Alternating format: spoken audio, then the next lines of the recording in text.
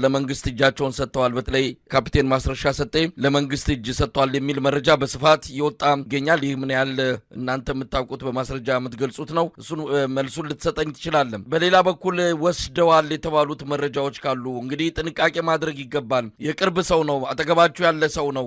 አገዛዙ መረጃዎችን እየሰበሰበ የድሮን ጥቃትን ጨምሮ በእናንተ ላይ ግድያ ሙከራ፣ ግድያ እርምጃ ለመውሰድ ከፍተኛ እንቅስቃሴ እያደረገ ባለበት ሰዓት ላይ ምናልባት የዚህ የማስረሻ ሰጤ ወደ መንግስት መሄድ ምን ያህል ጉዳት ሊኖረው ይችላል? ይዞት ሲሄደው ማስረጃ ድርጅታችሁ ላይ የሚያመጣው አደጋ ይኖራል ወይ? ይህን መርምራችኋል? ምናልባት በዚህ አጋጣሚ ልትገልጹ የምትችሉትን ነገር ካለ እድሉን ልስጥህ።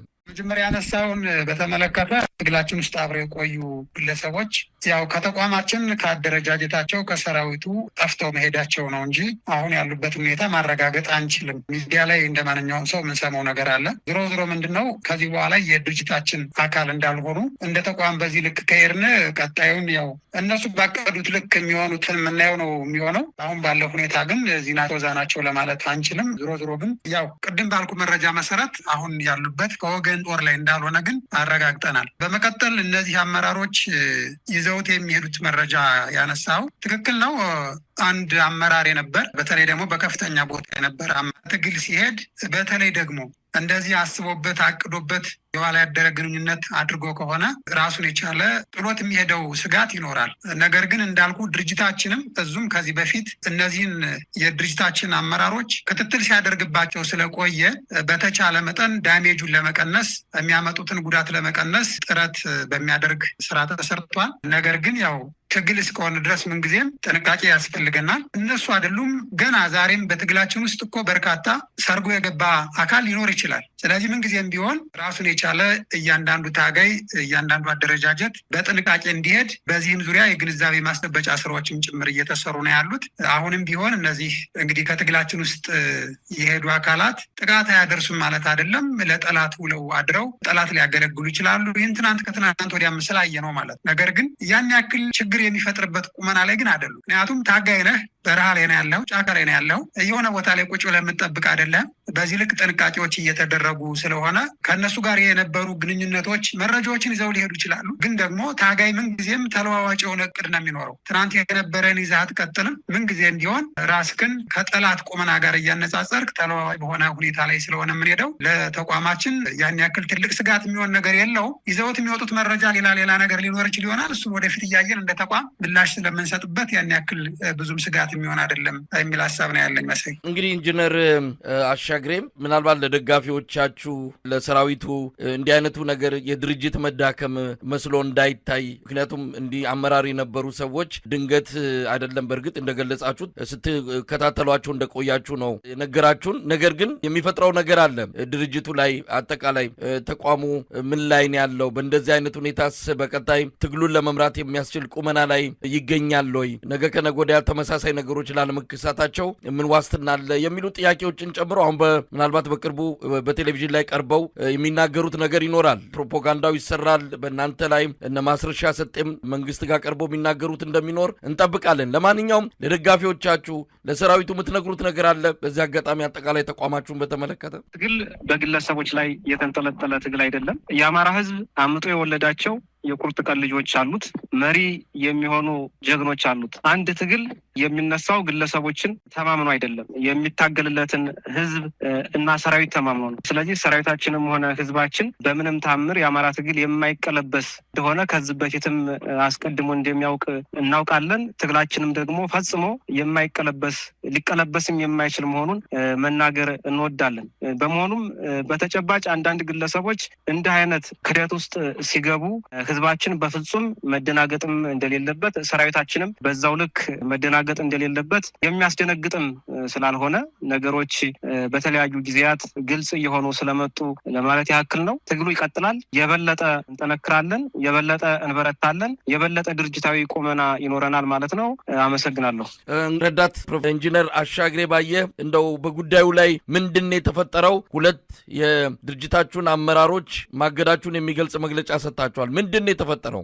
እሺ አመሰግናለሁ ስለጋበዝከን። በመጀመሪያ የታገዱት አመራሮች አንደኛ ማስረሻ ሰጤ የአማራ ፋኖ ህዝባዊ ድርጅት ጎጃም ጠቅላይ ግዛት እዝ ሰብሳቢ የነበረና የድርጅታችን የውጭ ጉዳይ መምሪያ ኃላፊ የነበረ ነው። በሁለተኛ ደረጃ በወሎ ቤት አማራ ጠቅላይ ግዛት እዝ የመረጃና ደህንነት ክፍል ኃላፊ እንዲሁም የድርጅቱ ስራ አስፈጻሚ የነበረ መስፍን ከፋለኝ ናቸው። ሁለቱም ከድርጅታችን ታግደዋል። እንግዲህ በዚህ ጉዳይ ላይ ልናጋራ የምንፈልገው መረጃ ምንድነው? በመጀመሪያ ማንም ሰው በአመለካከቱ ሳቢያ በድርጅታችን ምንም አይነት ተጽዕኖ እንደማይደረግበት መታወቅ አለበት። ሌላው ሊታገዱ የቻሉበት ዋና ምክንያት ከአገዛዙ ጋር ግንኙነት ፈጥረው እንዲሁም ደግሞ ተልዕኮ ተቀብለው በማስረጃ የተረጋገጠ ማስረጃ በመኖሩ ሊታገዱ ችለዋል።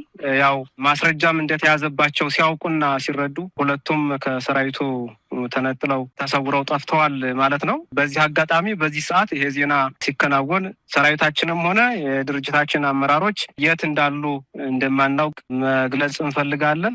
ሌላውን ጉዳይ ግን በሌላ ጊዜ በዝርዝር የምንመጣበት ሆኖ የጎጃም ጠቅላይ ግዛት እዝ ሰብሳቢ የነበረውን ማስረሻ ሰጤን በተመለከተ ከዚህ በፊት ከፍተኛ የሆነ የእዝ ፋይናንስ ያባከነ መሆኑንም ልንገልጽ እንፈልጋለን። ከፍተኛ የሆነ የአሰራር ችግሮችም ኑረው በከፍተኛ ክትትል ሲደረግ እንደነበረ እና ነገሮችንም ደግሞ ለማስተካከል ከፍተኛ ጥረት ስናደርግ የነበረን መሆኑን መግለጽ ነው የምንፈልገው። አመሰግናለሁ። በጣም ነው የማመሰግነው ኢንጂነር አሻግሬ። እንግዲህ ረዳት ፕሮፌሰር ጌታ አስራደ በመግለጫችሁ ላይ የውስጥ ካድሬዎችን በገንዘብና በተለያዩ መደለያዎች በማማለል ትግሉን ለመጥለፍም በተደጋጋሚ ሙከራዎች ተደርገዋል። በዚህም ሂደት ውስብስብ ክስተቶችን በጥበብ በማለፍ አፋሕድ የአመራር ብቃቱን ለጠላት በተግባር አሳይቶበታል። ሆኖም ከህዝብና አባላት ተደጋጋሚ በቀረቡ አቤቱታዎችና ቅሬታዎች ሳቢያ ሁለት የስራ አስፈጻሚ ኮሚቴ አባላት ለረጅም ጊዜ በጽሞናና በጥንቃቄ ማጣራት ስራና ውይይት ከተደረገ በኋላ የመጨረሻ ውሳኔ መስጠትና ለህዝብ ይፋ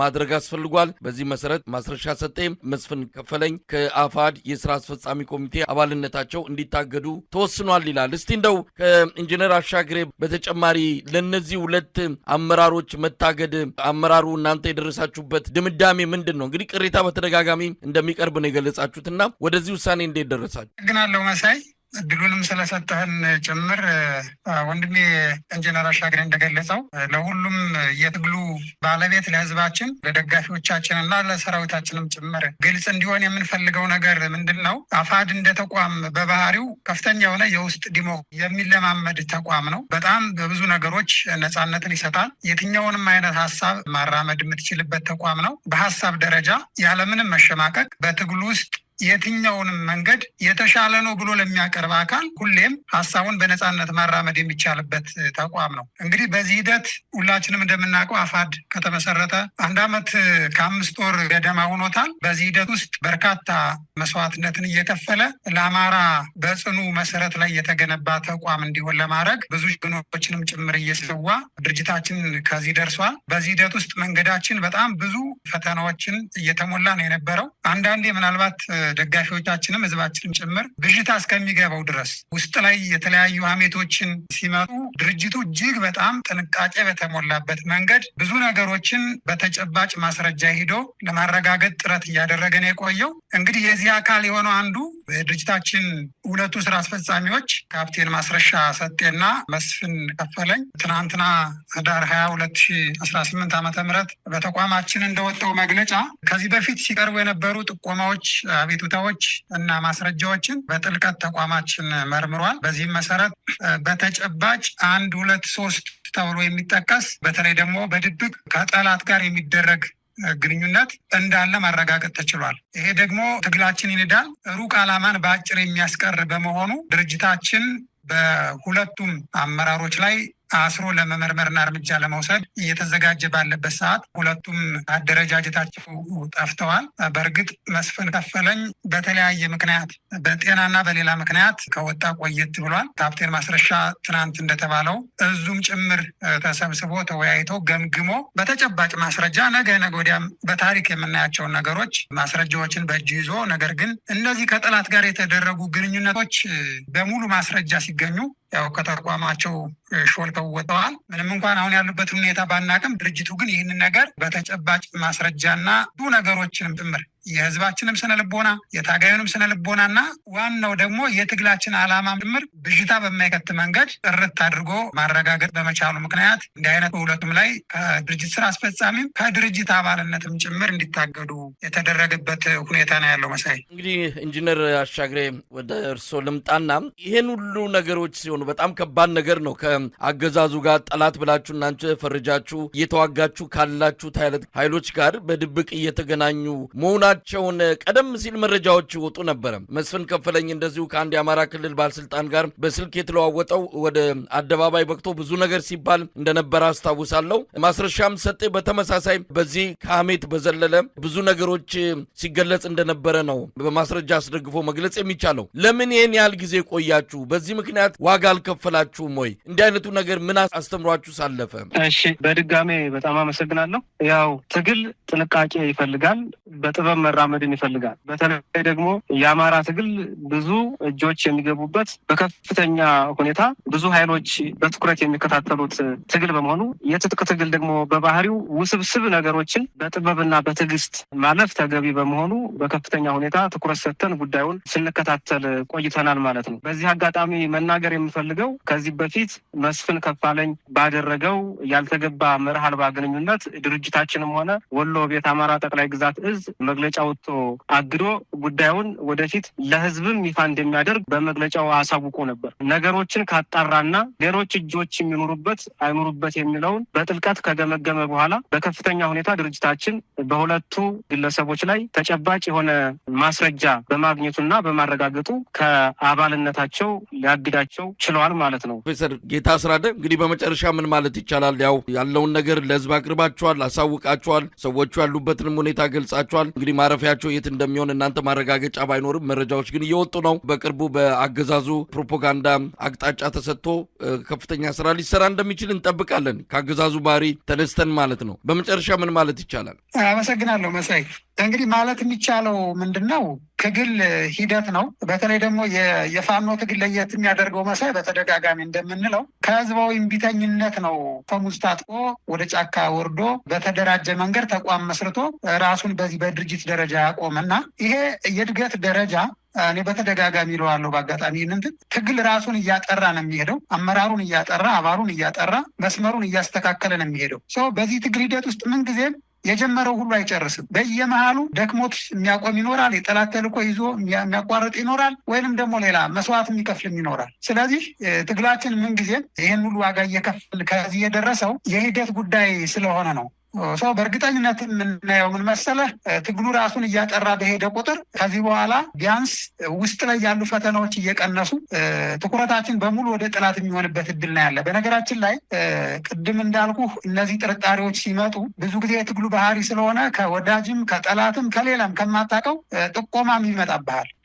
ምንም አይነት ስህተት እንዳይኖር በሚል እጅግ በጥንቃቄ ተመርምሮ ይሄ ውሳኔ ሲወሰን የእነዚህ ሰዎች አላማቸው እስከ የት ነው የነበረው፣ ኔትወርካቸው ከነማን ጋር ነው የሚለውን ሁሉ ድርጅቱ በሙሉ መርምሮ ጨርሷል።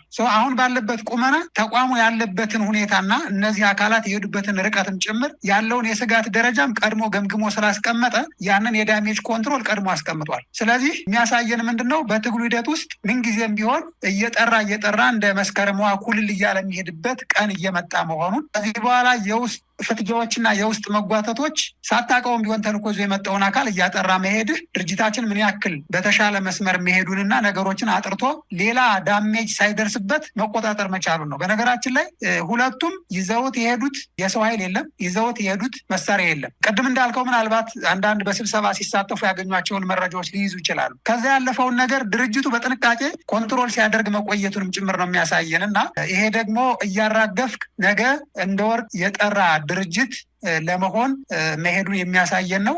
በዚህ አጋጣሚ እንግዲህ የትግላችን ደጋፊዎች፣ ሰራዊቶቻችን፣ ህዝባችንም ጭምር ሊያውቀው የሚገባ ነገር ትግል በእንዲህ አይነት መንገድ እየጠራ እንደሚሄድና አሁን ወደ ተሻለ ደረጃ መድረሳችን የሚያሳይ ነው። ይሄ ብቻ አይደለም። ምናልባትም በትግላችን ውስጥ የተለያየ ተልዕኮ ያላቸውን አካላት በምን አይነት መንገድ ማኔጅ ማድረግ እንደምንችል ይህን ቁመናችንም ጭምር የሚያሳይ ነው እና የአሸናፊነት የብቃት አቅም መለኪያ ስለሆነ እኔ በተለይ እንዳፋር እውነት ለመናገር በጣም በጣም በኩራት የምንናገረው ነገር በስሜት የምንወስነው ነገር የለም። እያንዳንዱን ጉዳይ በብስለትና በስሌት ተሰርቶ ከዚህ መድረሱንም ጭምር ነው መናገር የምንፈልገው። ስለዚህ ትግሉ በዚህ መንገድ እየጠራ የሚሄድ መሆኑን ትልቅ ማሳያ እንደሆነ ተደርጎ ነው የሚወሰደው። በትግላችን በድርጅታችንም ውስጥ በእርግጠኝነት ነው የምነግርህ የተሻለ መልካም ነገር ነው ይዞ የሚመጣው እንጂ ሊያጎድለው የሚችለው ነገር እንደሌለ በእርግጠኝነት መናገር ይቻላል።